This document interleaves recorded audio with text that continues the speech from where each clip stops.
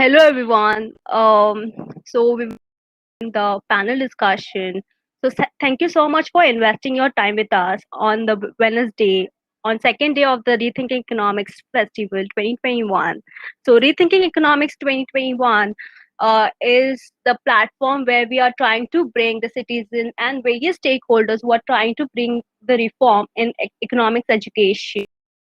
So my name is Tejashree Deolka. I'm associated with Blue Ribbon Movement, which is a youth-led movement trying to bring the civic change. So today we have an amazing panel with us, which will be talking about the data revolution, a framework of the power and its physical impact on the planet, where we will talking mostly about what does the political and the physical impact of the AI on the planet, and then later we will move on to why we need to talk about the managerial aspects of the data and why we need to play some of the regulations while handling these big data, and how does it affect the whole privacy of the citizens, and how to prevent the over exploitation. So this is all we will going to have and discuss in this panel discussion. So before moving on to the panel introduction, I would like to take some of the uh, sense of the audiences, and would like to set up some of the context, what kind of audience we have and what kind of knowledge we wanted to impart from this panel discussion, so that we can have this interaction lively and more holistically, and relating to the relate this panel discussion to the current topic and the reality. So I have this question for you, for all the audiences present over here, that do you think that big data can strengthen the global inclusivity and trust? And do we think that we need to have a power framework rather than the AI ethics? And why we need to move away from the ethical framing rather than like we always talk about, like we need to have a technical fixation for every other solution. So why we need to have kind of a AI, like why we need to talk about more about power rather than an AI ethics framing. So anyone from the audiences would like to share around this, and we can use a chat function which is available into the right side of the screen by placing some of your views around the current topic. So if anyone would like to share around what they think about the current about the agenda which we have fixed, and why we think this topic is necessary for the current era. Like this is a digitalization era, and we need to talk about the data privacy. We need to talk about the data protection, like protection of the privacy of the citizens. So yes, any thoughts around this from the audiences, or so you can use the chat functions before like I jump onto the panel introduction, so that and maybe you can have a Q&A also, or like question to be jot down in the Q&A functions which is available at the right of the screen. So yeah. Oh yeah.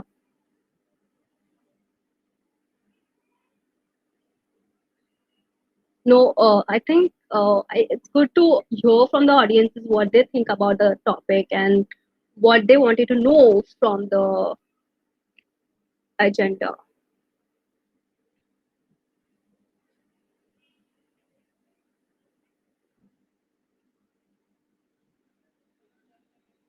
So there is so much of silence from the participant side. So 1 minute.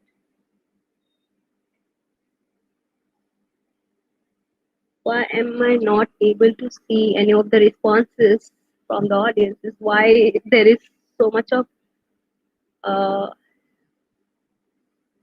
yeah, one question came, and it's really good to see around what principle of anonymization should we agree upon for a big data.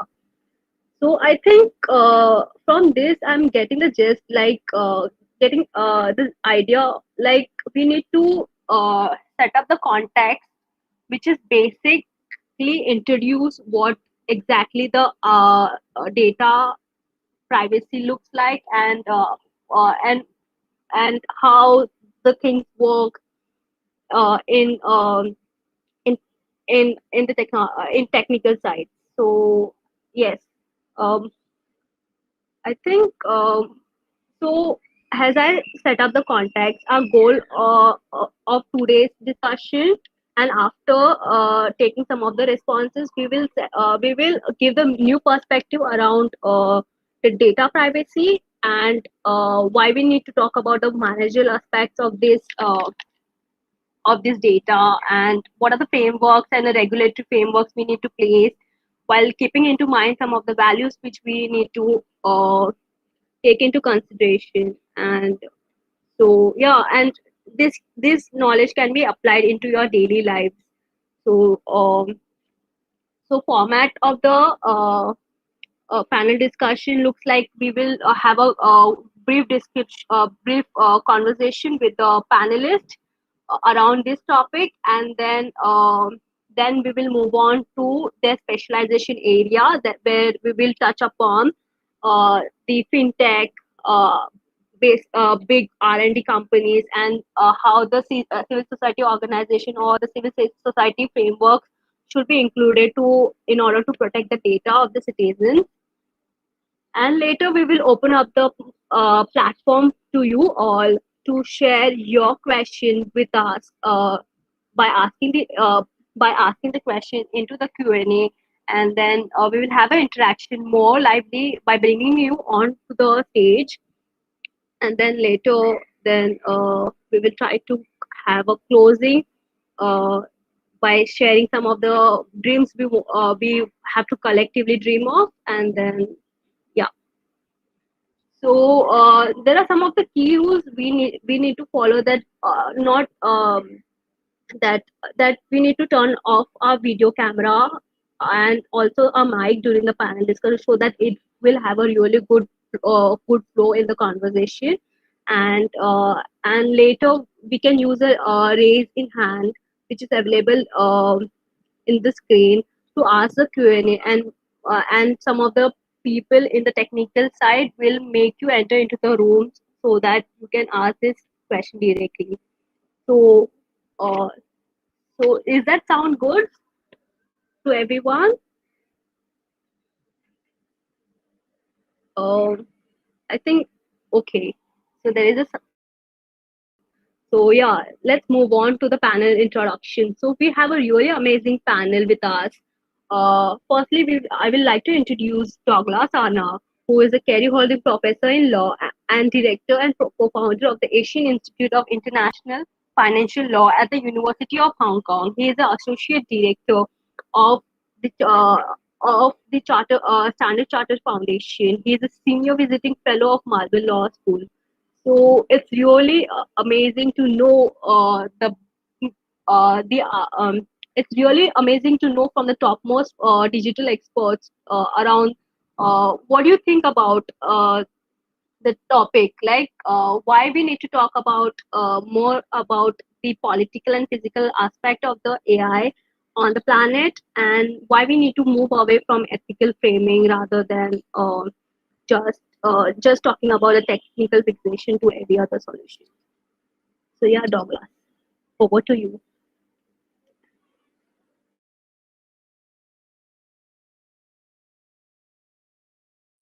Thanks, Tejashri, and great to be here today at this event.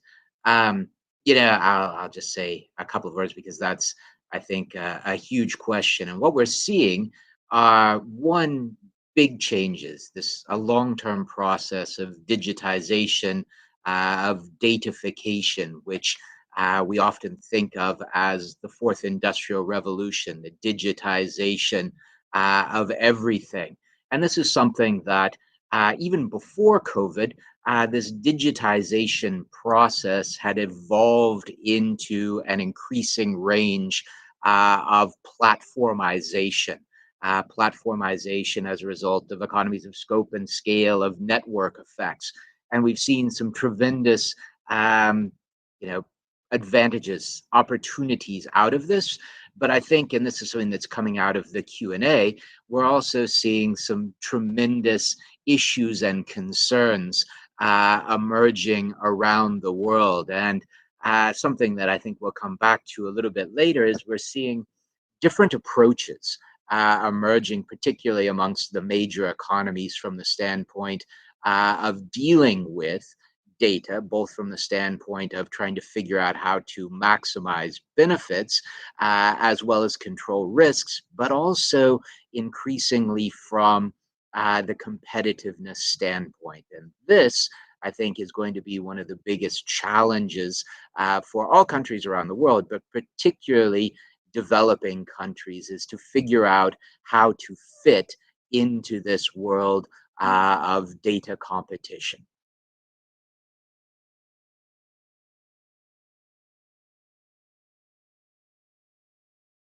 Thank you so much for your kind words. I think, you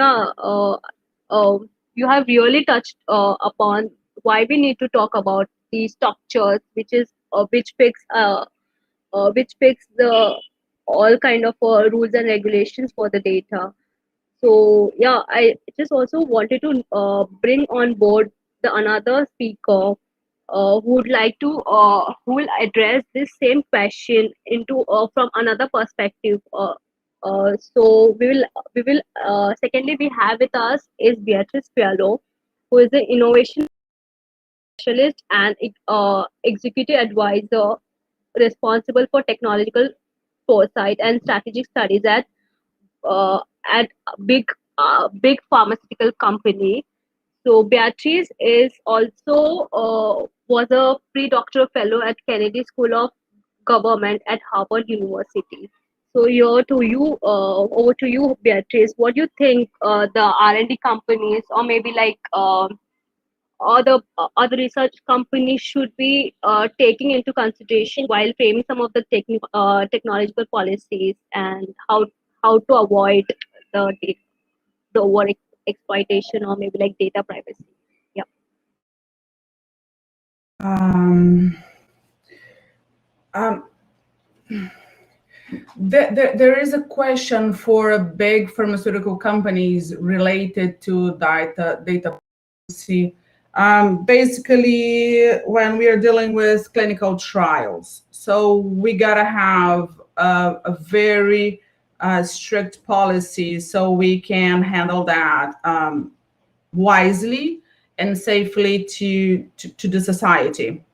On the other hand, we have, for example, on the COVID-19 pandemic, there is a huge interest from society about what is going on clinical trials, what are the projects they're being developed, and there is a kind of a competition, and this kind of a competition sometimes is not everybody in the area wants to know what is going on. Manufacturing news is important for those who benefit from selling news and information on the internet. And sometimes there are breaches on data confidentiality, basically due to competition and how this information is moving forward. But I believe that the pharmaceutical industry, with their advisory boards and strict relation with regulatory bodies, they try to do this as possible. But I believe that sometimes we are missing the point, because when we look at very specific issues like data privacy, or if artificial intelligence will benefit or not the society, we are focusing on very micro level, while we would have to discuss a bigger level, at a micro level. What is our society actually based upon? Are we based upon collective action, or are we based upon behavior? If we are looking at the collective action, then we will move and we will perform, and all of our norms and institutions will be driven by the collective action approach.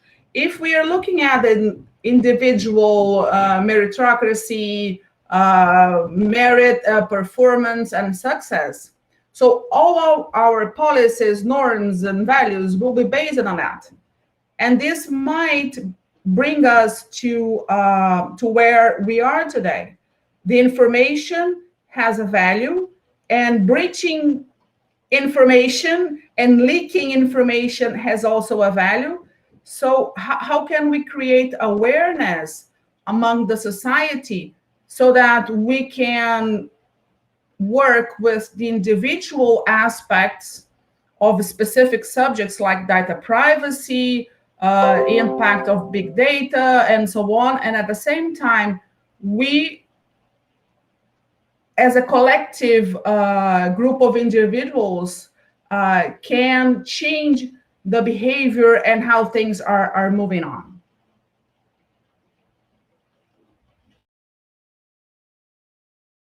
Really resonate with the meritocracy and the frameworks on which we sometimes build the policies and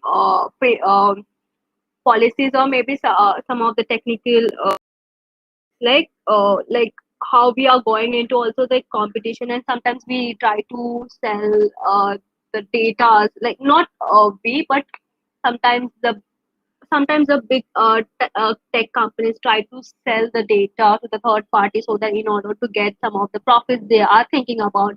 Thank you so much. I think I resonate with most of the points which is being shared. Thank you so much. And thirdly, we will like to ask this question to Bruna Martin, who is the digital right activist, advocacy coordinator at Data Privacy Brasil Research Center, and has participated actively in the construction of framing some of the regulations and dedicated to the digital space in Brazil.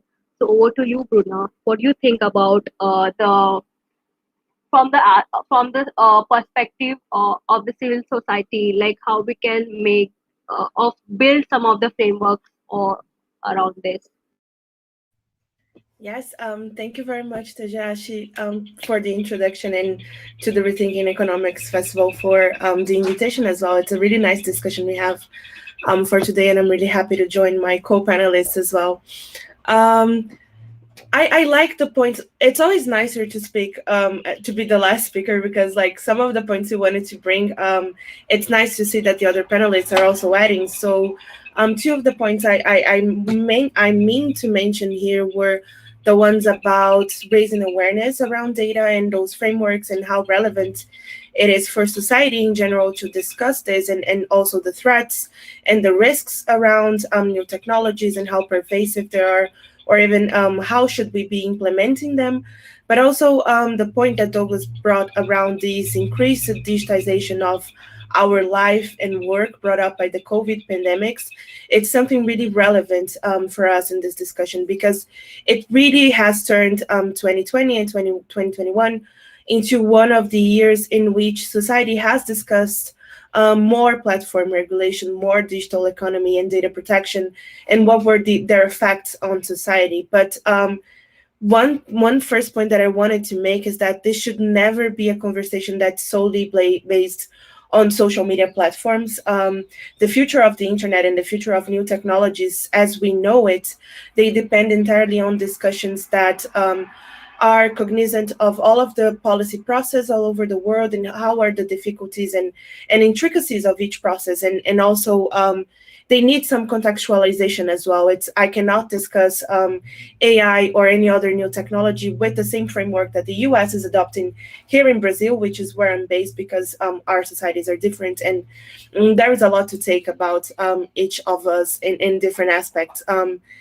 then one second point I would like to make as well is that maybe over the course of the past years, we might have been a little too reductionist on the discussions around technology and use of data and data protection. And that might be also part of a common techno-solutionism narrative that's becoming more vocal nowadays. And then coming back to your initial question, I would say that we need to discuss power frameworks or even regulation for new technologies such as artificial intelligence, due to the fact that these are still tools that are developed without much input from society, that often disregard the different nuances such as gender or race, and are systems and solutions that are developed on top of one of our most relevant assets nowadays, which is our personal data.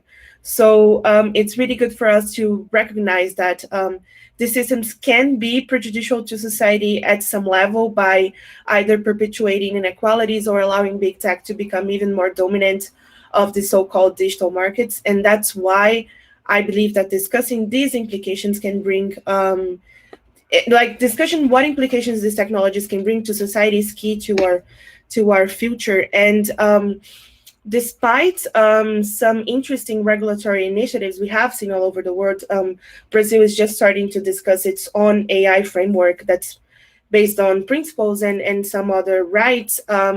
It is also important for us to not lose sight of the citizens or the data subjects. We should not really lose sight of individuals and their fundamental rights in order to become a more modern or technological society. And just to wrap up this initial intervention, I would like to say that no evolution or technology evolution should be more relevant than safeguarding our rights, and that data subjects should be at the forefront of the development of such technologies and power frameworks. We should be acknowledging what groups are the ones most affected by such technologies, and we should be discussing, like, if we are to discuss facial recognition, we should also discuss racial matters and bring these people that are more affected by that.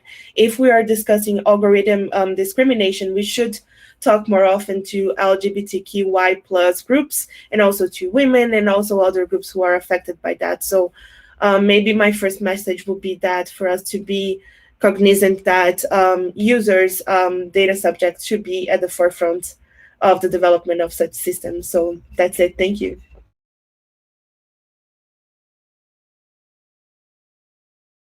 Yeah, I highly resonate with the point around like how you have touched upon a lot many things around like how we have to build a framework, but while taking into consideration the marginalized or someone who is affected by them, and then building it and some of the values we need to take into mind. So yes, so uh, so I would like to have all the panelists onto the stage and discuss mostly like what are the values into yeah, I would like to have all the panelists onto the stage and would like to discuss some of the basic question around what are the values on which this framework should be built, and what are the different areas, like as we have seen like Bruna talking about Brazil and Beatrice talking about some of the R&D companies. So how the frameworks being changed according to the domain and according to the political areas, and how this domain how this framework changes according to the other sectors. Yeah.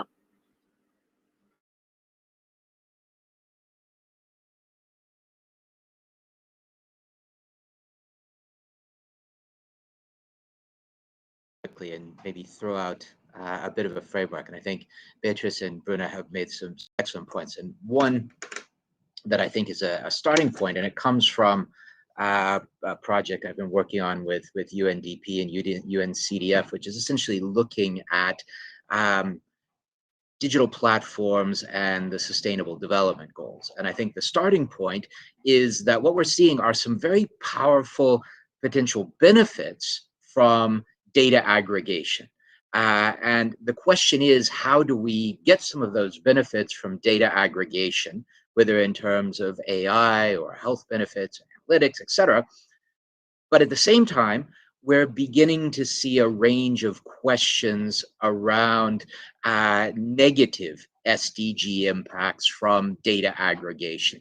And I think it's interesting that if we take this sort of cultural difference, I tend to look a lot at the US, China, and EU. And in the context of data, I think it's very interesting to look at how each of these three have approached data and the results that are arising. If we think about the US has taken essentially a property-based approach to data in the private sector. The US has been very facilitative from the standpoint of private sector use of data and has largely regarded data or treated data as something that is fully alienable. In other words, whatever data I may have, I can exchange via a click of a button for free services that I like. And the end result has been the emergence of a small number of ever more dominant platforms because of economies of scope and scale and network effects in the context of data, and the fact, as Bruna was highlighting, that people don't really appropriately value this data resource. And as a result, we have seen this emergence of this structure, which is becoming a concern not only in the United States, but really all across the world. Contrast that if we think of data in the public sector, the United States has been very nervous around public sector use of data. One only needs to think of the reactions in the United States to things like a national ID card and how negative the public is. Now, if we look at Europe on the private sector side, both for cultural reasons, but also to a certain extent as a reaction to the US big tech companies, has taken a rights-based approach to data, which says that whatever data is created by me, I can allow anyone to use that, but at the end of the day, it's mine. I can't fully alienate it and transfer it to someone else. And this is both a cultural reaction as well as a sort of competitiveness concern. At the same time, on the public sector standpoint, if anything, Europe is even more nervous about public sector use of data than the United States. Now, if we look at China on the private sector side, until very recently, has essentially taken the same approach to data as the United States. And what that has resulted in has been exactly the same thing: the emergence of a small number of very large dominant data platforms, which are causing increasing concerns because of the negative aspects that they may have. But of course, China, in the context of public sector use of data, has an entirely different attitude. And essentially, the state is able to use data for just about any purpose it would want without any real objection. And so what we see are different approaches to data historically that have manifest in different sorts of economic if you will, structures. At each of these, though, is the concern with both the benefits from data aggregation, but also with the risks. And the risks, the classic, of course, is winner takes all model, means everyone else loses. And so from the standpoint of, let's say, a basic inequality measure, your extreme version of complete dominance by one private company is a very unequal social system and highly unattractive from just about every angle. So we are seeing differential approaches from the standpoint of how to balance these benefits. The US, I think, is still struggling. Europe's approach is to move towards essentially open data, the ability to share and reuse data. But of course, this requires a certain level of technological infrastructure to make it work. And China, as we're seeing over the past year or so, is actually increasingly viewing data as a public resource, a public good, and taking ownership and control of data from the platforms to open it up to wider uses.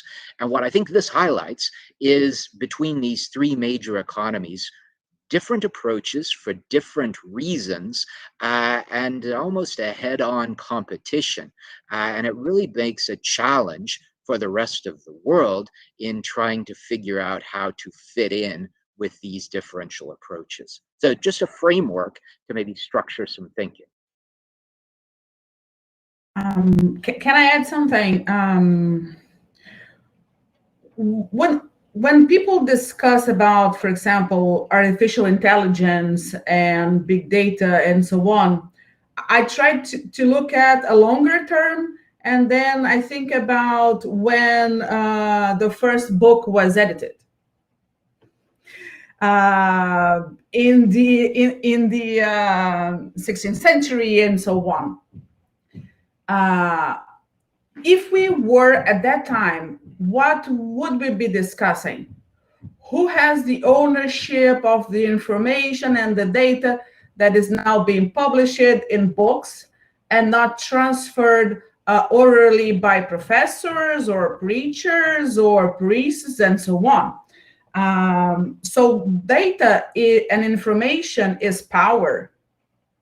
Power over whom? Over economists, over people, over nations. So when I talk about open AI, for example, Microsoft signed an agreement about $1 billion open AI. How actually open AI will be open, since they signed an agreement of around 1 billion with Microsoft. Somewhere in the future, there won't be an open AI. And then we talk about artificial intelligence and how this knowledge and information is being generated. For example, Nature, Nature published a book a couple of weeks ago, written by their beta writer. It's a textbook written solely based on machine learning. So there is no human being as the author of this textbook. How aware is our society that data is power, information is power, and data and information are non-new? Because I think that this is the biggest question. Is our society aware that science is not neutral, information is not neutral, and then are we able to discuss that? And for example, I've been searching that for the COVID-19 pandemic about fake news and how to combat the fake news and the role of the bots and so on. And currently, families are the most reliable sources about COVID-19 information. There was a research from the WHO about that. So most of the people rely on family, but a bunch of the information comes from Twitter and Facebook. So if a fake news or misinformation is shared on media, but you receive that information from your family member, then it becomes true. So how are we aware that it will never be neutral? And how can we raise the awareness among the society so policies and norms and regulation benefits the society instead of private interests and so on?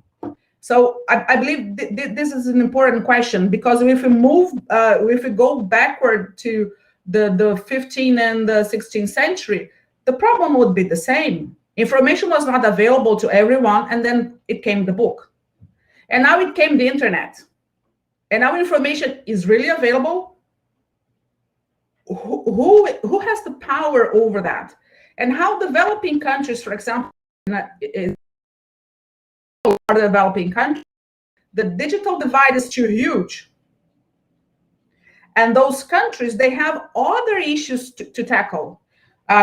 Greater inequality, hunger, poverty, and yet to invest on artificial intelligence, something is wrong with the question and the equation. It will not close the equation for sure. Also, taking some time to add something. To me, it is truly a math equation in the end of the day, where we do need to balance like states' general obligation to safeguard rights and users' rights, the whole like rights-based approach that Douglas was mentioning. We also need to balance the general need for access to information, that it's part of our like democratical exercise and part of democracies in general. And we also need to not be responsible for halting any level of economical development at the end of the day. And indeed, like, data is something that orients and guides the development of like public policies, and does allow us to have a more comprehensive perception of the world and our societal matters. But in light of all that, we should also be understanding of the risks that are facilitated by such systems, and that's the rights-based approach should be the initial premise in this discussion. We have been talking a lot about this past weeks about Pegasus and NSO Group and how this affects everyone. And one thing that's becoming more and more clear to everyone, and I'm really happy about that, is that any violations to our data protection or privacy right is just the beginning to a greater set of rights violations. And we start with some like invasion to our personal lives, but then at the end of the day, we can have the chilling effect over journalists, we can have the chilling effect over our freedom of expression, and we can have society reacting in a much different way than normal. So it's really relevant for us to also think about how violations to privacy and data protection can be just the beginning to a much greater rights violation scenario.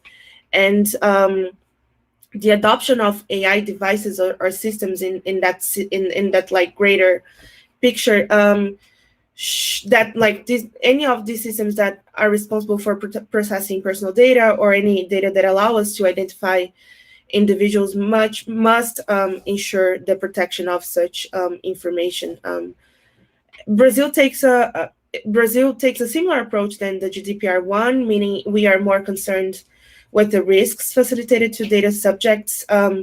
At the same time, we want to try to develop the digital economy, but when we think about that, the majority of the systems are and can process some of our relevant data, such as healthcare, insurance, and retail information, we can understand how relevant and how difficult can it be to regulate and properly regulate those systems, just so we don't want to represent a complete stop of that sector, but also be attentive of the rights approach. So yeah, that would be my short comments on that as well.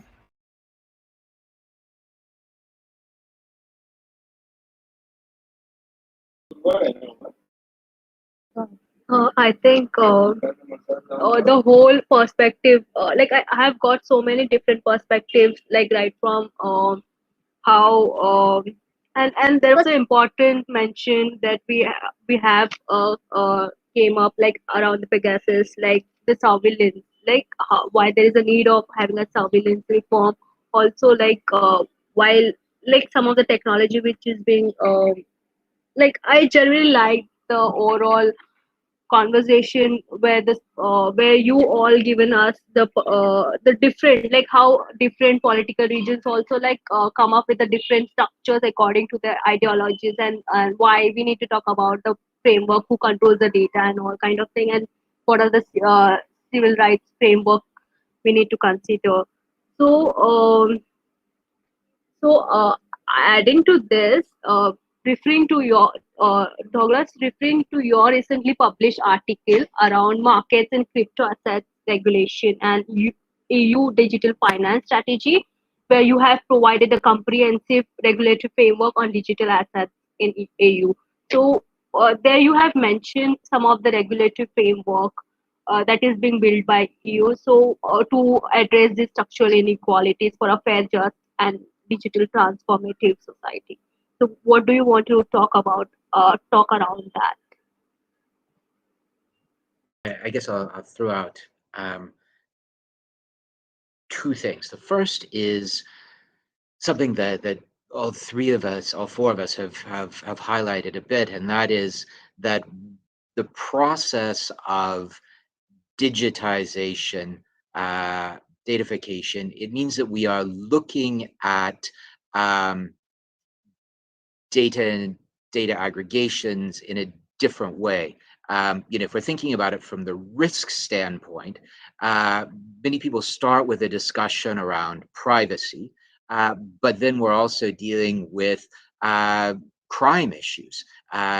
Digital crime is the single fastest growing form of crime. And we look at any business today, one of its greatest risks is actually cybersecurity and the loss of its business secrets, data, etc. The second, and I'll then go into finance in a second, is that when we think about some of the areas where we are dependent on digital infrastructure. COVID has highlighted just how important digital communications, digital payment, these things are fundamental. And over the past year and a half, societies would not have been able to function without those sorts of digital platforms. But that highlights a sort of infrastructure or a utility role. And so just over a year ago, we were questioning, is the internet going to be able to handle all of the volume of transactions and Netflix downloads that it was being burdened with as a result of billions of people under lockdown? We've also seen, as a result of digitization, the increasing move towards cloud-based systems and questions around their role as fundamental infrastructures. And of course, this takes us to national security issues. And if we look at the biggest area of state-to-state conflict and competition today, it's actually in the cybersecurity realm.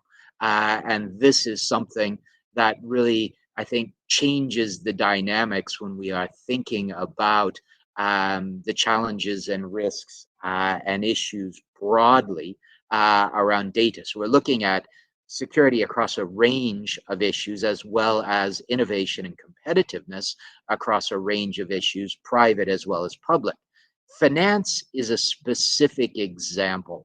And I think finance is very interesting because finance is one of our most digitized industries. It's one of our most globalized industries, and it's one of our most regulated industries.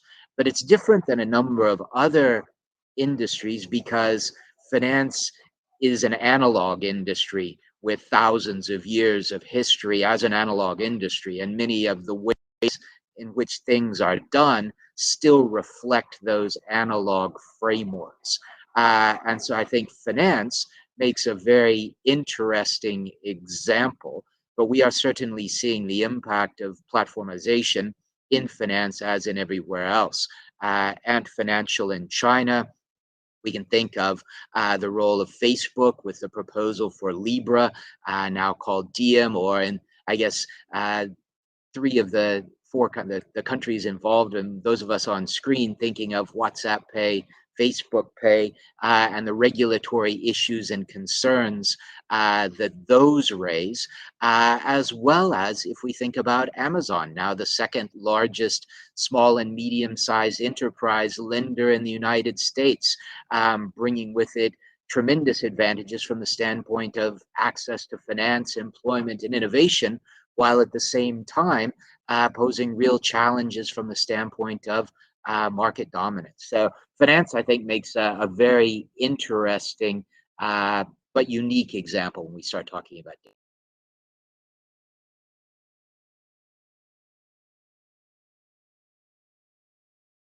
Yeah, I think with this, it has taken the conversation into a finance, and really good to have a conversation, because some of our data, which is like really important, which is being controlled by the fintech companies and around the payments, and everything is going so digitalized that we need to be like precaution about some of the things which is like being but how do you what are the like what are the things we need to consider as a citizens around the regulations which is being made up the policies which is being recently made by or framed by WhatsApp, and like what are the as a general citizen what we should consider while while understanding this framework, or while understanding about the data privacy set up by the fintech company or maybe like that.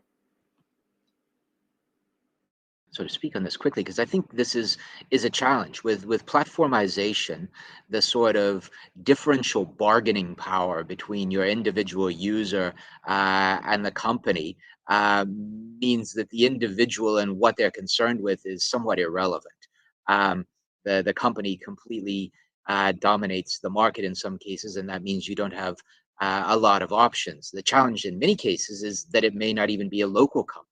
And so how do you deal with that? And I think this is where we're seeing an increasing struggle as states, and I think the US, EU, and China all provide very interesting examples of states trying to come to terms with giant companies which play a tremendously important role in their economies, their societies, their competitiveness, but which also bring with them a range of potential negative issues. And it's really in these cases where you have this sort of level of differential bargaining power that it is the necessity of having policy action from government actions to try to balance things out. But then the question really is what sort of strategies can you adopt? And this, I think, varies somewhat depending on cultural and historical aspects of different countries. But it also varies depending on the role of development, the level of development in that country, and how much one needs access to dominant platforms from large economies from the standpoint of provision of services. So I think it's something that when we think about data, there's the big picture aspects around the benefits and risks, but I think increasingly we're also thinking about issues of digital access and digital exclusion. In other words, the differences between those who have access and those who don't, whether that's at the country or the individual level. And even once we're talking about digital access, we're then thinking about digital literacy, financial literacy, the need for people to understand the risks that they themselves are facing and how to protect themselves, both from the standpoint of companies, though with limited bargaining power, but also from the standpoint of the increasing range of criminals and predators that are active in these spaces. That we're talking about a market for data, period. And data will somehow build into information and then into knowledge. Is information a public good? Is knowledge a public good? So will data be a public good or not? This is a question. This is a very important one. So when people ask me if I am worried about all my information running through websites and so on, and then it's very interesting because information platforms or information services or companies that are exchanging on a website, they call it cookies. Most of the people don't even know what is that about, but it seems that information is free there. So if it's free there, let's accept all the cookies. I don't care. I don't care what I'm accepting. There is the information. Do you accept or you don't accept? Most of the people don't read the terms of services, just accept because they want that information, they want that data and so on. So this brings me to at the society level and individual level, do we really know what we are talking about? Or there is a high asymmetry of knowledge with academia, with policymakers, society. So there's a group that is ruling out our behavior, what we exchange of information, what we can do and what we cannot do. But at the end of the day, we don't know actually what is going on. We open a Pandora box because prior to the internet, data leaks was a crime, and people used it to steal, some people, drawings and patent information under their arms and move to another company. And this was also a crime. But when we talk about a world that we don't see, what we don't see, we don't understand. There are two behaviors. We don't see the cloud. The cloud for most of the people is what is in the sky. So people don't know what the cloud actually means. And what is there and what is not there, and what are the problems and what are not the problems. Worry about accepting all the cookies. No problem of accepting that. Or entering in each site, I'll just accept the functional cookies, not the other cookies. I don't care about them. Oh, I need the information, so I will accept everything. Doesn't matter what someone else is doing with my information. And my information is my behavior of a search, is my behavior of purchasing, is the behavior of my network. But most behavior of how you search for things. And how you search for things builds up into knowledge, and knowledge is power. So, for example, everybody uses Google. Do you imagine billions of people doing search on Google? A lot of patterns of search. My algorithm, that I believe that is something that makes me different from Douglas or makes me different from Bruna or Tejashri, doesn't matter. My algorithm that is here, I use it to have a modem. I used to have that. I used to have an email from American Online, so my information is already up there. It's there.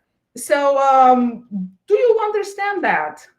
Should we care about that? So this is a nation-state issue.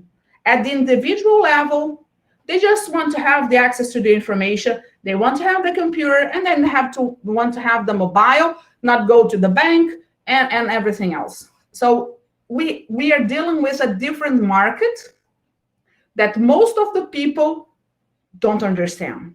They don't understand what the market is. I saw a cartoon this week of the invisible hand. It was a lady at the supermarket asking a price, and the seller was, this is the invisible hand, and there was a hand doing the price of the product. It was just behind him. So what is the cloud? What is the invisible hand? What is the market? So as an economist, if we don't go back to the basics, we'll be discussing the front end of the policy issues, the front end of the behavior. But what is at the bottom of that? Do we value information? Do we value collective action? Will I protect myself? Or do we need to protect ourselves? And protect from whom? From what? Dataopolis? My startup company that my country is investing and will bring us to another competition and competitiveness level? We don't discuss that. Maybe if I can add something to Jashri.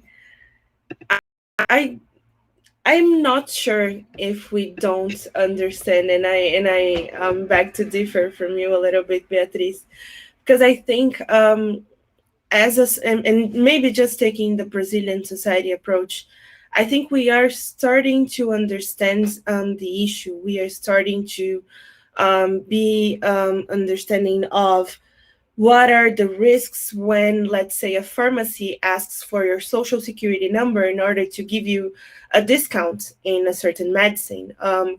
This can be one of the easiest examples for the broader society to understand when you go up to the day-to-day situations and actions, and when you tell people that when they ask for a social security number, what they want to, it's not just classify under a box of a person who buys A, B, or C medicine, but also try to understand what is your behavior, what sort of diseases you might have, what sort of like psychological issues you might be facing right now, and like just thinking about the pandemic, because has increased a lot of our like search for medicines and things like that. So that is one thing, and I believe that maybe we are just starting to go up a hill, but we are indeed going up this hill.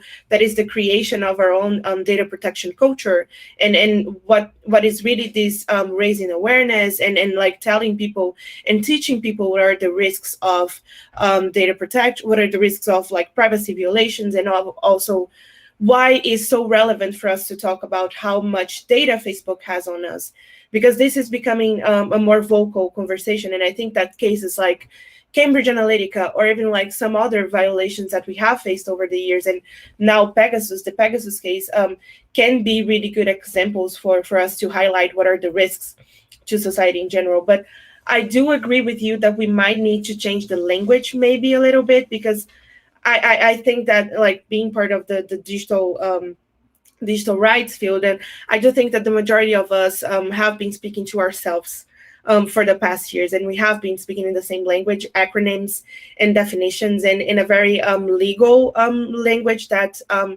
kind of steers people away from this, and it's really relevant for us to be more open and like think about how can we merge normal and day-to-day discussions with data protection or even AI, or how we can better discuss the benefits of data aggregation and so on. So this is something we need to improve. Language is something we definitely need to improve. And when I say that we are reductionists with regards to this, it's mostly because we have two kinds of behavior. We have sometimes governments and the private sector saying that data is okay and we should use it and collect it and process it more and more and more, because it will allow us to further develop public policies, or further develop products, or even your like online navigation and what internet suggests to you. But at the same day, these people, they forget on purpose to tell you about the risks of this data processing activities. And they on purpose forget to tell you about how invasive their technologies are, because they don't want to have this conversation with everybody. And maybe just to wrap up this, I think that the WhatsApp recent alterations in the privacy policy is a really good case indeed, that everybody's kind of discussing, because WhatsApp was so easily introduced into our societies and way that we speak with each other and like our communication on a day-to-day basis, that nobody really stopped to think what was the issue and why was a problem that WhatsApp was giving information to Facebook, or WhatsApp wanted to give information to Facebook. But at the beginning of this year, and with like some of the resistance work that has been done by civil society and academics in countries like India, Brazil, and the US and Europe as well, was really good to highlight to people that, well, maybe Europe is the place that has far more developed data protection frameworks that are able to protect the data subject. And the fact that our countries like Brazil or India or the US, they don't have that, this puts us into so much more risks and maybe data collection from these companies, that it's no longer okay for us to like just normalize these behaviors. And in the end of the day, it's a good discussion for us to have. What I've seen here in Brazil in terms of how the discussions around WhatsApp privacy policy have grown, it's really relevant. And it's really relevant to see that the company was also worried into like reshaping how the discussion was going and telling everyone that they were not violating our privacy, or even when we see in the US, Apple going on and telling everybody that after all the NSO and CIA scandals back in the day, they are no longer like privacy violators. These are good conversations to have, and these are good ways to let people know how like who are the players and what are the risks, and that we should also be worried about these risks as well. And then maybe just to wrap up, I would say that data protection frameworks, in the end of the day, they are also access to information frameworks. What we want is just some level of regulation around when they should be accessed and how they should be accessed, and whether or not I should be asked about the collection of my personal data or my social security number or my retail, all my retail information, like that, everything that I buy on the internet, because it has been a lot over the course of the pandemics.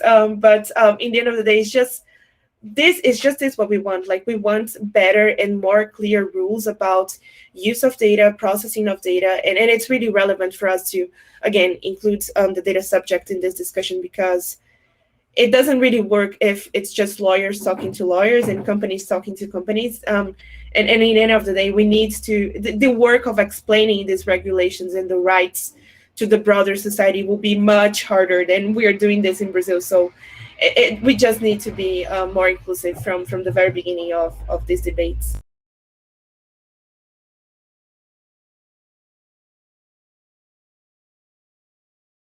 Speechless. Like, I think I have got so many insights around lot many things. I don't know how to summarize this, but any closing remarks you wanted to share, or you want something that this topic should cover, and then we will move on to some, like, we have also some amazing responses from the participants and also Q&A. So later we will go into Q&A by making them enter into the room and asking them, by making them allowed to ask a question. So any closing remarks from your side around this? Yeah.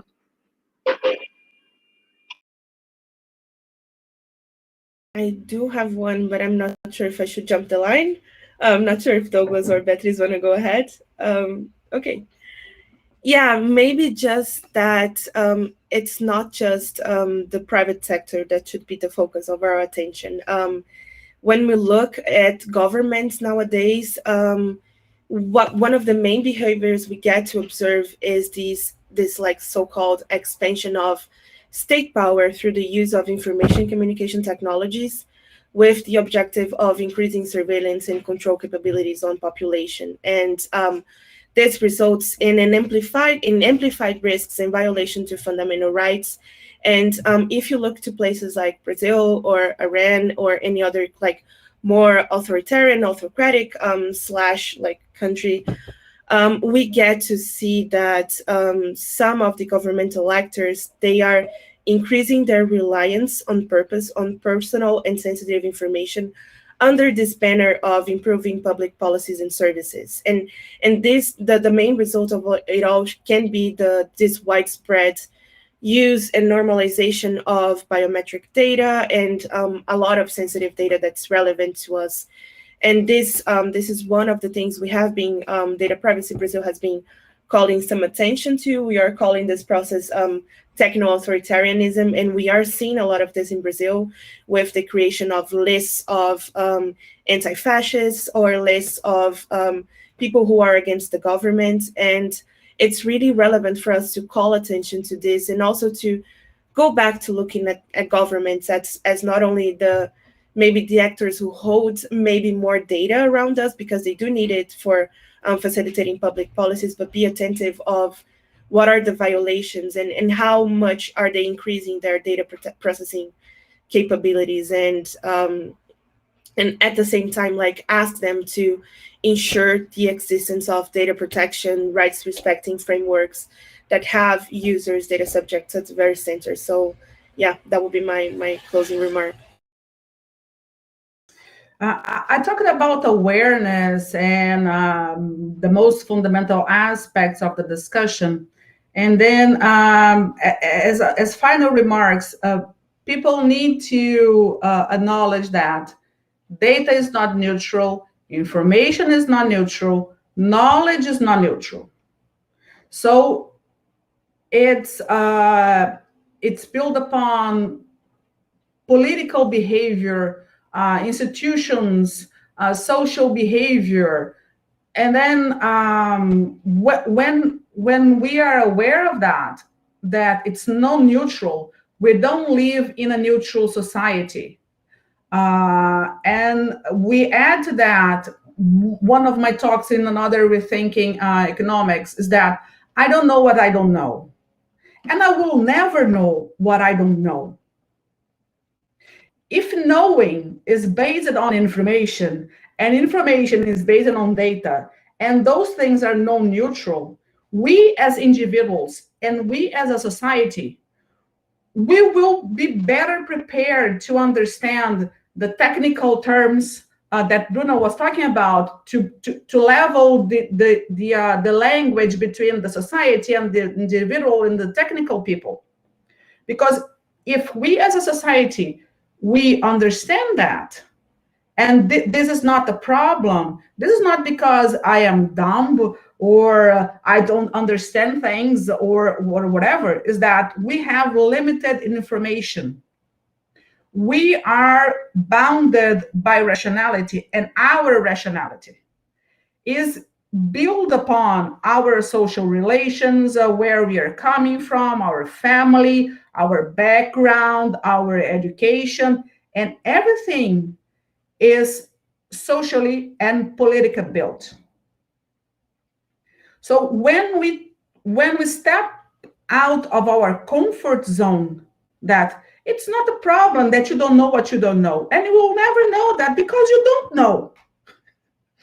Because if you deal with that, you become more humble to understand another person, to understand what you don't see. When I talk to my mother about the cloud or about artificial intelligence and so on, there was a video a couple of months ago about an algorithm talking with someone.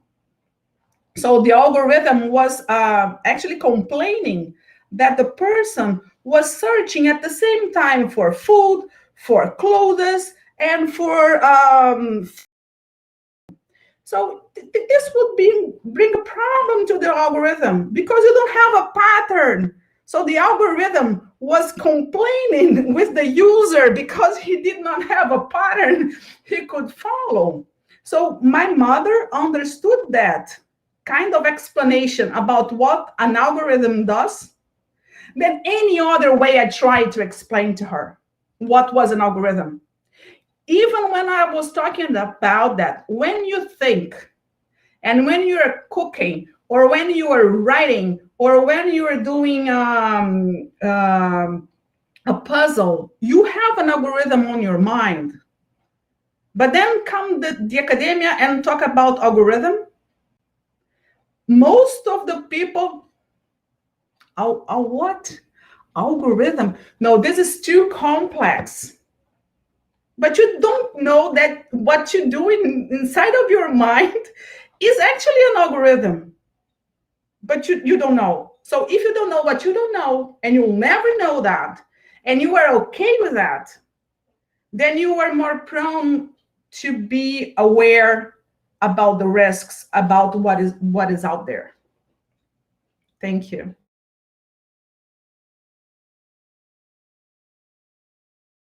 Great discussion so far.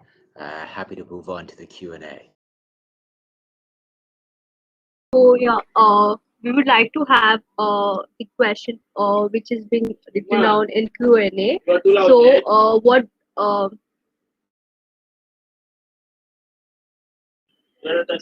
does a good data privacy look like, and why do big companies own big data about me, and what can we do to do the change around this?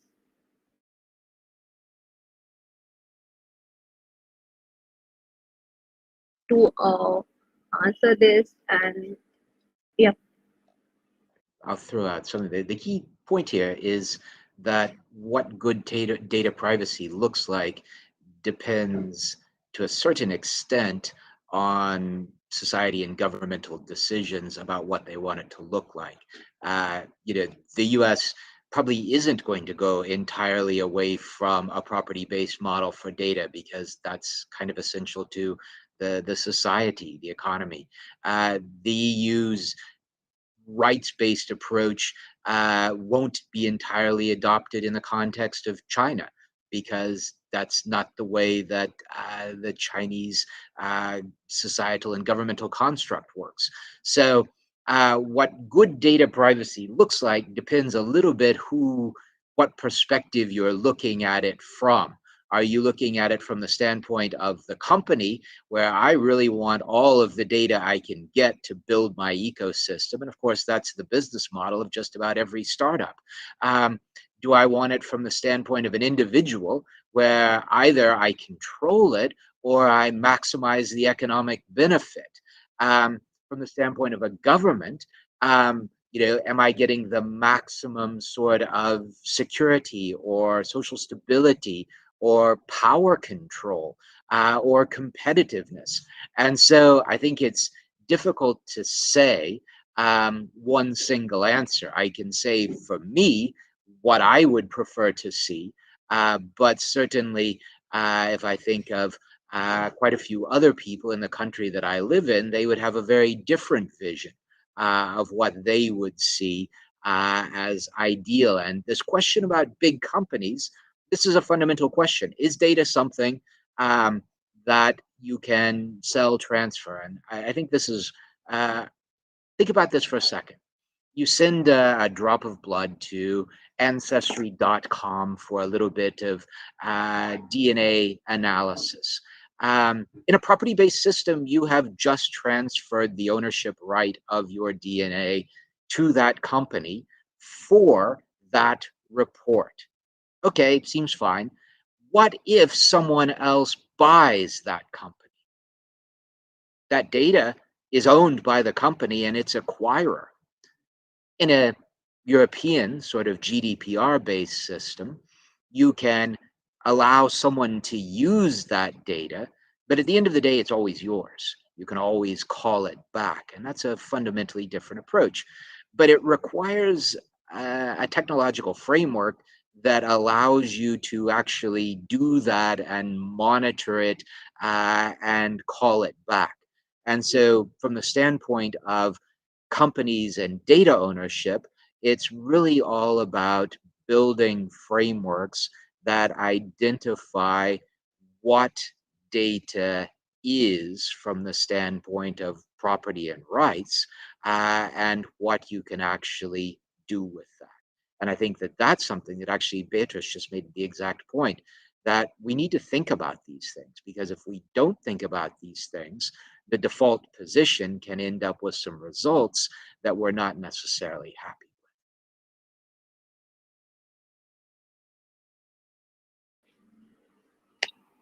Thank you, Douglas, for your information around this, how the data privacy looks like, and like. So we would like to have Amok onto the stage because he has shared so many information and asked a question around the data privacy. So can someone from the tech allow him to enter into the stage and ask and allow him to ask directly to the speaker? Yeah. Can someone do this favor for?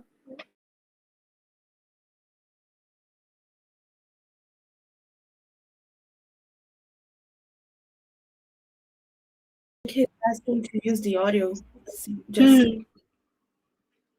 So yeah, Amok, you can ask this question by using the audio, and yeah, anyone would like to address this question then.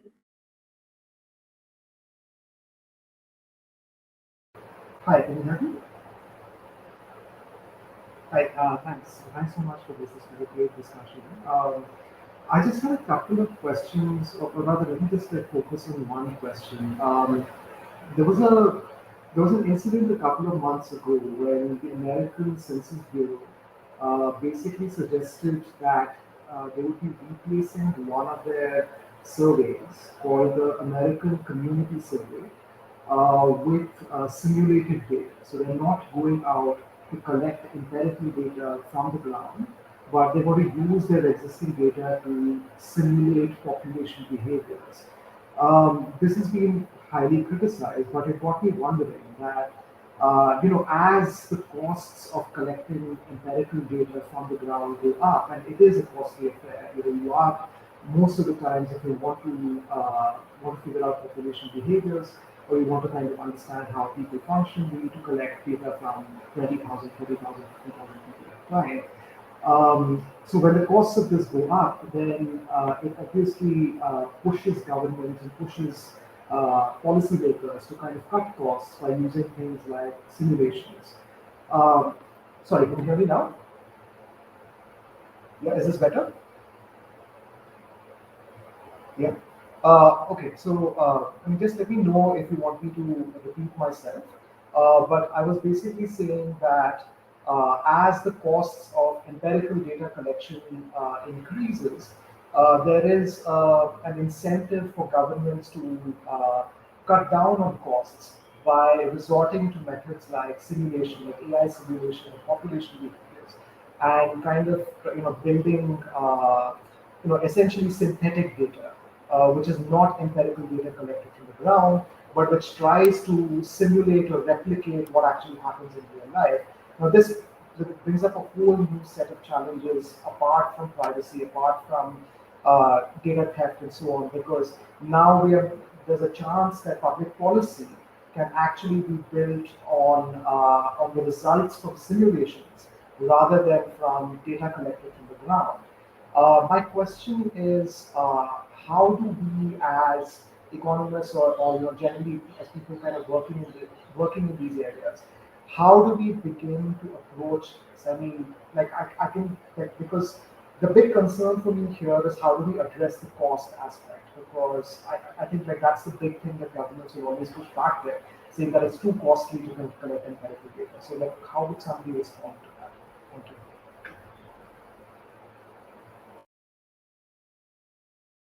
Let me see if I understood your question, because it's in the Q&A, and you ask, as economists, how do we deal with the growing trends of simulation of behaviors? And as I said before, information, data, knowledge generation is not neutral.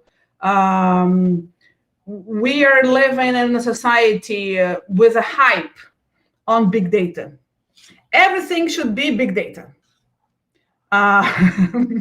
So if you don't work with big data, you're not a good researcher.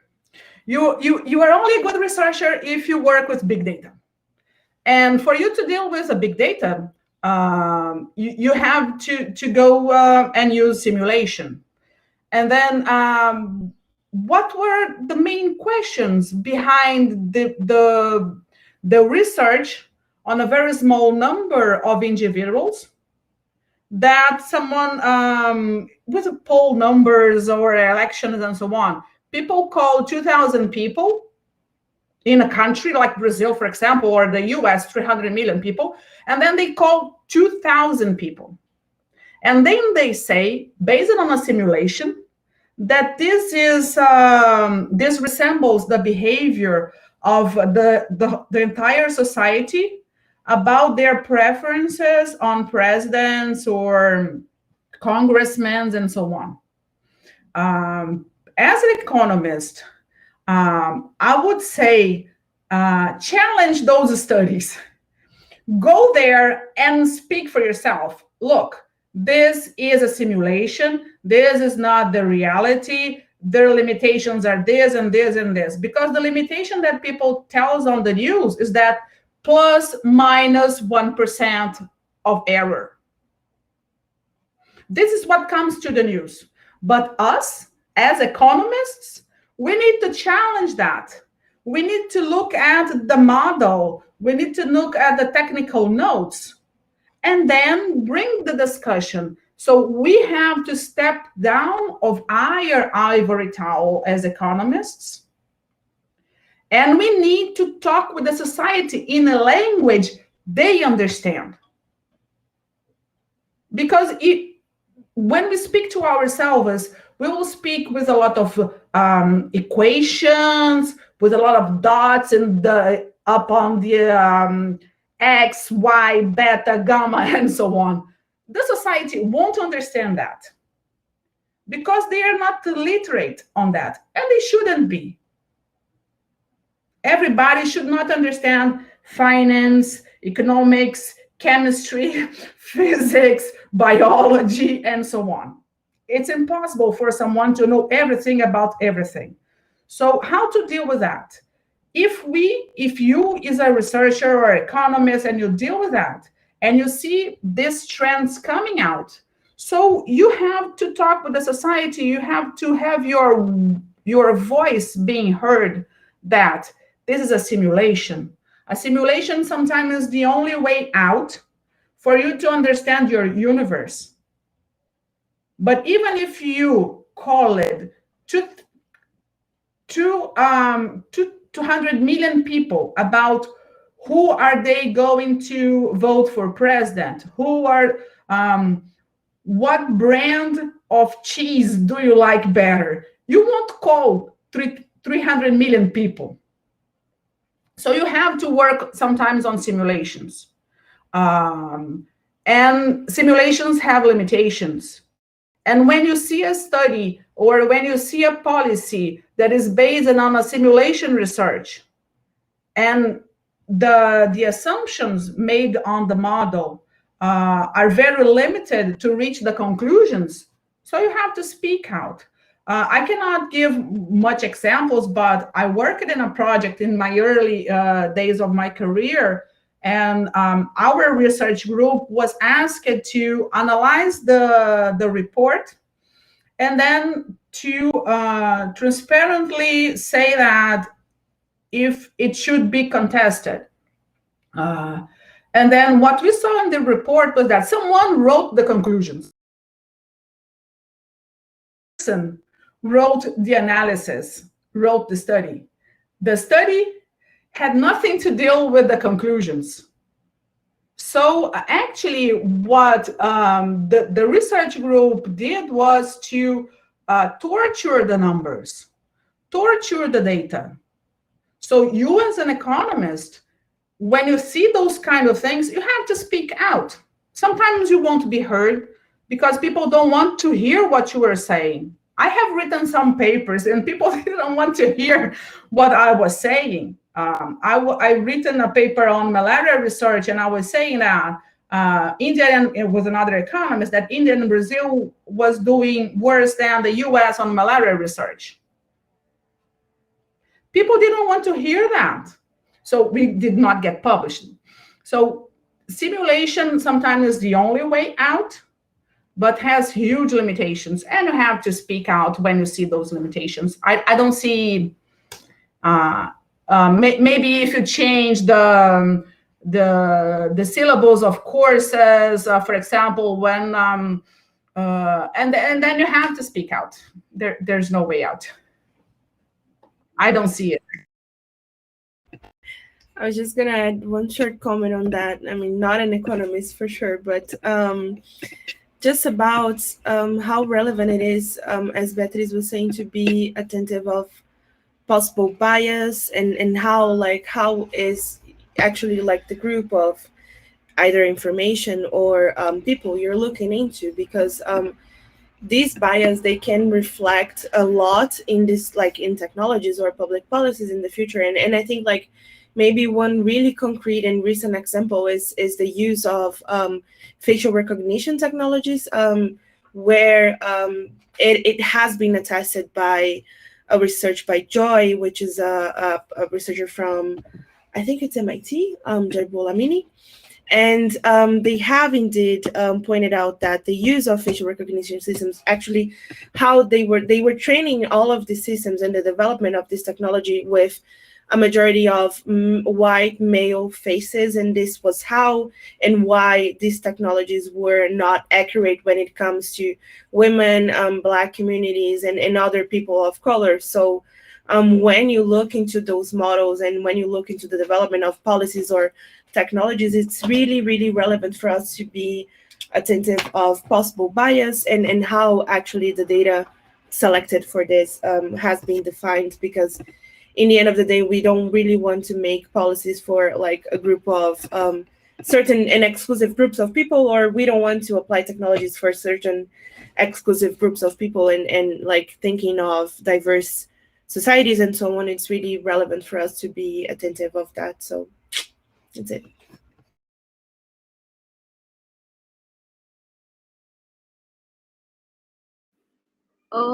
Yeah. So does this address your question, Amok, or do you want to share more? Or there is also one question in the Q&A by Kainat, but I think Kainat is not here, so I would like to address on her behalf. Like, all lack of privacy is not bad. For example, healthcare, where tech and AI can improve consumer satisfaction and health, plus avoid exploitation by cops. In such cases, how do we find a balance between the privacy and the benefit?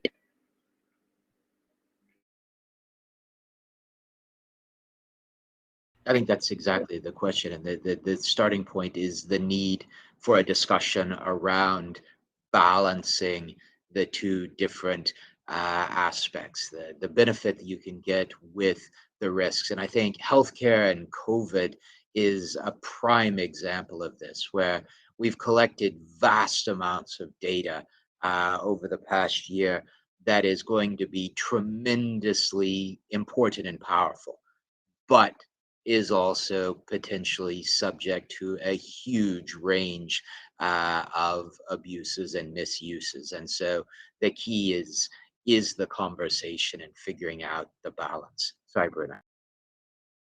Exactly the same. I was going to say it is really the balance between these two possibilities, and just maybe it's not really lack of privacy if we're discussing safeguards and if we're discussing limits for processing and so on. So it's not really lack of privacy in the end of the day if we are allowing health companies or even the government to have access and process our data and understand how to better address the COVID pandemic and so on. I do agree with you, Douglas, that there has been maybe the amount of surveillance technologies that have been implemented over the course of these current pandemics, they might have like set the path for possible abuses, and we do need to dive into some of the risks into that. But COVID was really one of the situations in which we did a good balance in between the need of accessing this data to understand social distancing measures, contact tracing ones, and so on, in order for us to be able to better control that. And you even have some really relevant data protection authorities diving, like actually talking about that, such as the European one that said, wait, it's okay for us to try to use this data to understand the level and how the pandemic is growing, but states and companies should be really attentive of using this under a very well-defined scope and not misusing or even extending the collection activities and so on. So this might have been one really good example of this first exercise in trying to set the safeguards and limits to data use, and also not be too much disrespectful to the right to privacy. So I agree with you on that.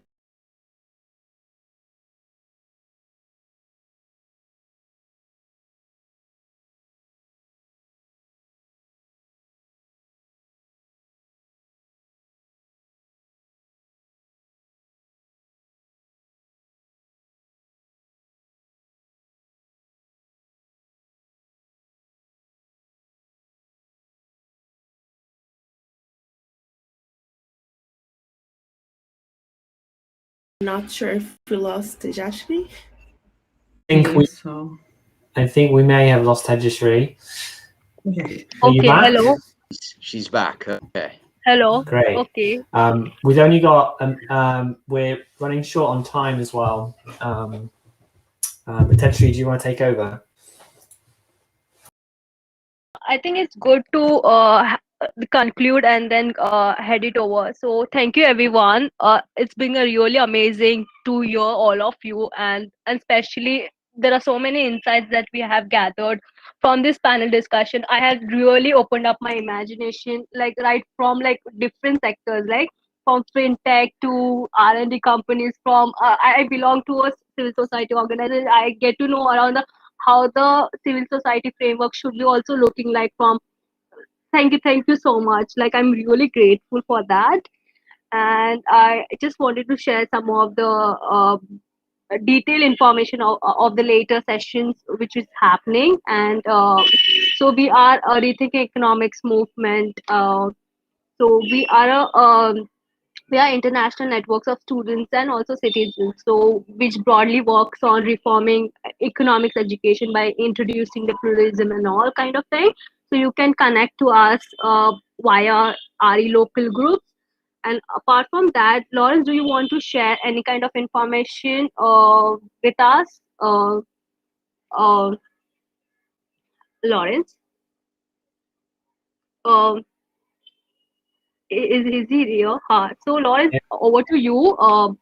Like just and yeah.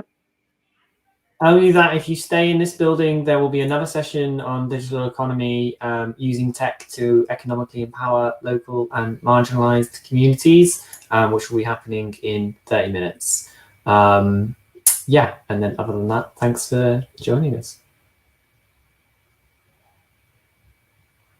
Thanks everyone for a great And session. Bye. thank you so much.